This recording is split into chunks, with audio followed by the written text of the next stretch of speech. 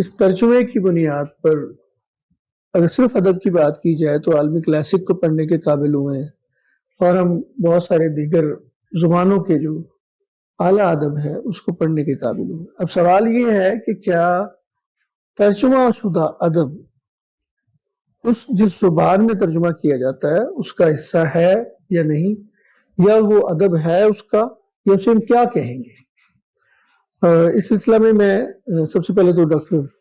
صفدر رشید صاحب سے گزارش کروں گا کہ وہ تھوڑا سا اس پر ابتدائی گفتگو کریں اور اپنے خیالات اس کے بارے میں بتائیں۔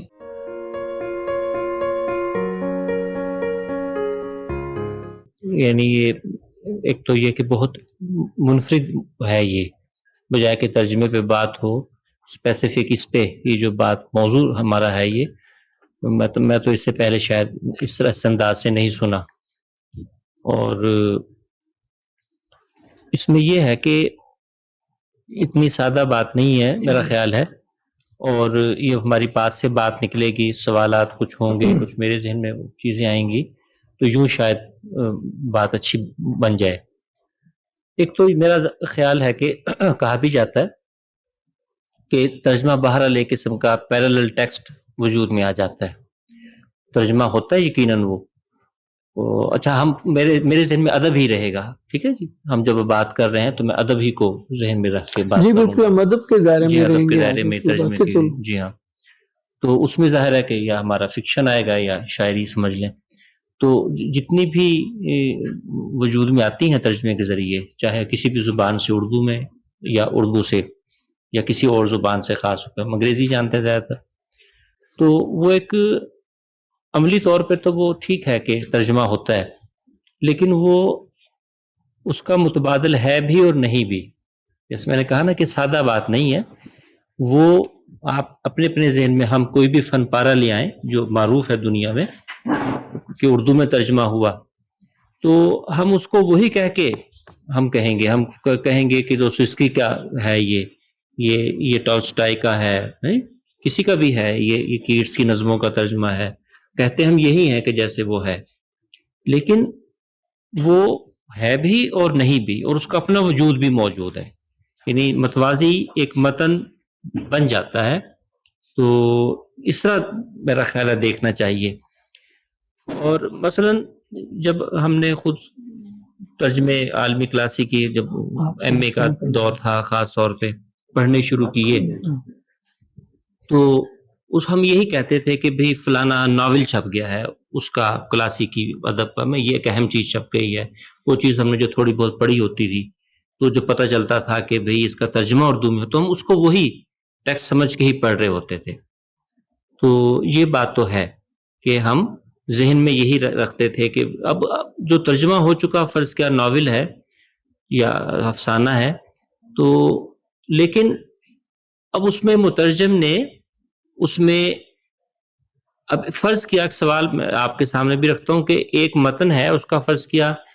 5 یا 10 لوگوں نے ترجمہ کر دیا، ایسا ہے نا، ایسے ٹیکسٹ بھی ہیں، تو وہ سب میں بہرحال فرق موجود ہوگا۔ اگر ناول ہے فرض کیا تو اس کی جو مین تھریڈ ہے، مین سٹوری ہے، اس میں تو ایسے فرق نہیں آئے گا، لیکن کیا ناول میں فرض کیا صرف کہانی ہوتی ہے؟ ایسا تو نہیں ہے، کہانی تو اس کی ایک بالکل سامنے کی چیز ہے، پلاٹ جس کو ہم کہہ لیتے ہیں، وہ تو ہمیں پتہ ہے، نہ کریکٹر کے نام بدلیں گے نہ بدلے گا، یہ کوئی مسئلہ نہیں ہے، یہ بہت ڈیلیکیٹ چیز ہے، اس میں این ممکن ہے کہ 5 یا 10 تراجم یا ہم نے تجربے کے طور پہ کروائے یا ایسے ٹیکسٹ موجود ہیں جن کی ایک سے زائد تراجم انہیں سامنے رکھیں، اگر ان کا ڈیپ انالیسز ہو تو حیران کن چیزیں سامنے آئیں گی۔ مثال کے طور پہ اسلوب جو ہے وہ بھی تو چیز ہے نا، کوئی بھی بڑا فن پارہ جو ہے اس میں اسلوب اتنی ہی اہمیت رکھتا ہے سمجھ لیں جتنا وہ مواد اس کا ہے، کنٹینٹ ہے، جو شاعری ہو چاہے وہ ہو، تو اسلوب کی بھی تو اپنی اہمیت ہے۔ اسلوب کہاں تک آیا؟ کیا اس میں اسلوب بھی ٹرانسفر ہوا ترجمے میں، جو کہ ادب میں ہم سمجھتے ہیں شاعری میں تو ناممکن ہی بات ہے، اور اس میں کسی حد تک تھوڑا بہت ہم خیال رکھ سکتے ہیں، وہ جو تھوڑا بہت بھی خیال رکھنے سے کس حد تک آیا ہماری زبان میں، ہماری زبان اور اس جو ٹیکسٹ تھی اس کی زبانوں میں کتنا فرق ہے کہ وہ چیز آ ہی نہیں سکتی، کلچر ڈیفرنسز ہیں سارا کچھ۔ چلیے یہ بھی قابل قبول ہے کہ یہ سب چیزیں ہم قاری کو پہلے سے علم ہوتا ہے کہ بھائی یہ کلچر بھی مختلف ہے، ٹیکسٹ بھی مختلف ہے، دور بھی مختلف ہے اور پلاٹ اس کا ہو گیا. لیکن سوال یہ ہے کہ کہیں ایسا تو نہیں ہو گیا کہ کریکٹر کے بارے میں جو ایک امیج ہے جو اوریجنل ٹیکسٹ میں موجود ہے کریکٹر کے بارے میں، ٹھیک ہے کریکٹر کی اس کی ساری موجود ہوگی، کریکٹرائزیشن ساری موجود ہے جو اوریجنل ناول کی ہے، سورس ٹیکسٹ کی ہے. تو ٹارگٹ ٹیکسٹ میں یعنی مترجمہ متن میں ایک کریکٹر کے بارے میں تاثر قائم تھا. ہر بات لفظوں میں نہیں آیا کرتی، بہت سی چیزیں ہوتی ہیں جو ان بٹوین لائنز ہوتی ہیں. رائٹر کے ذہن میں ہے کہ ایک خاص طرح کا امیج کسی کریکٹر کے بارے میں دینا چاہتا ہے، مترجم کو ممکن ہے پتہ ہی نہ چلے اس بات کا، یا الٹ بھی کر لے، یہ بھی ہو سکتا ہے. یہ بہت نازک معاملہ ہے.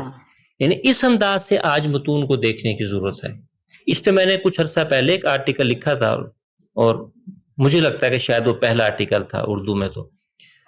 اچھا انگریزی میں بھی یہ چیز جو ہے ابھی زیادہ نہیں آئی. 20-25 سال سے ڈسپلن قائم کہہ لو کی بات ہونی شروع ہوئی ہے، ٹرانسلیشن کرٹیسزم. ٹھیک ہے، اس پہ چند کتابیں آئی ہیں ابھی، یعنی پہلی کتاب بھی کوئی 2000 کے آس پاس ہے، جرمن سے اردو میں انگلش میں ترجمہ ہوئی. آپ اسے دیکھ لیں کہ انگلش میں کام اب ہوا. تو اس لیے ایک دور تھا جب تراجم ہوئے ویسٹ میں یہاں. اب بات آ گئی ہے کہ تراجم ہوئے تو ان کا انالیسس ہو، ڈیپ انالیسس. یہ جو آج کا سوال ہے یہ اس سے بھی متعلق ہے، اس لیے مجھے خوشی ہو رہی ہے کہ ہم آج محض ترجمے کی افادیت پہ، ترجمے کی تاریخ پہ بات نہیں کر رہے، بلکہ اس انداز سے بھی سوال کر رہے ہیں جو یابی سیال صاحب نے موضوع رکھا ہے. تو اس انداز سے ابھی میں صرف ایک بات آپ کو کہی ہے، میرا خیال ہے کہ یہ تھاٹ پرووکنگ ہوگی کہ مترجم جو ہے وہ کس حد تک خیال رکھ سکتا ہے کہ کریکٹرائزیشن جو ہے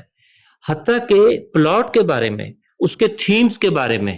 جو وہ کہنا چاہ رہا ہے، ممکن ہے مترجم اس کو الٹ ہی ہمارے ذہن میں تاثر ہو.